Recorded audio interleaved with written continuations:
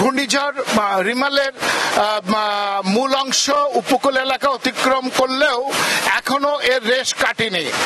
স্থানীয় আবহাওয়া অফিসের সিনিয়র আবহাওয়াবিদ আমিরুল আজাদ জানিয়েছেন যে এখনো 50 থেকে 60 কিলোমিটার বেগে দমকা হাওয়া এবং বৃষ্টি বয়ে যাচ্ছে এবং গতকাল সকাল 6টা থেকে আজকে সকাল 9টা পর্যন্ত 73 মিলিমিটার বৃষ্টিপাত রেকর্ড করা হয়েছে।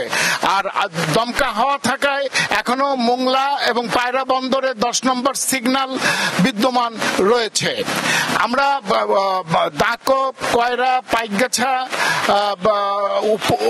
উপকূলীয় এই উপজেলাগুলিতে বিভিন্ন স্থানে বাঁধ ভাঙার কিছু খবর পেয়েছি এবং প্রায় 40 থেকে 50 হাজার মানুষ এখন বাঁধ ভেঙে এবং বাঁধের বাইরে যারা বসবাস করত তারা এখন জলবদ্ধ অবস্থায় রয়েছে। পানি উন্নয়ন বোর্ডের অতিরিক্ত বিভাগীয় প্রকৌশলী জানিয়েছেন যে তারা সারা রাত ধরেই কাজ করেছেন, এখনো তারা বাঁধ মেরামতের কাজ করছেন। আর উপকূলীয় এলাকাগুলিতে বিদ্যুৎ সংযোগ গতকাল থেকেই বন্ধ রয়েছে, যার ফলে যোগাযোগ কমিউনিকেশনটা অনেকটাই বলা যায় বন্ধ।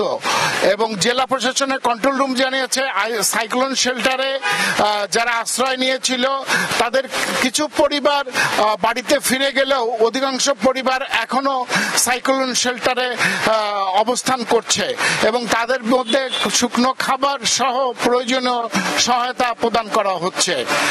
এই ছিল আমার কাছে সর্বশেষ খবর।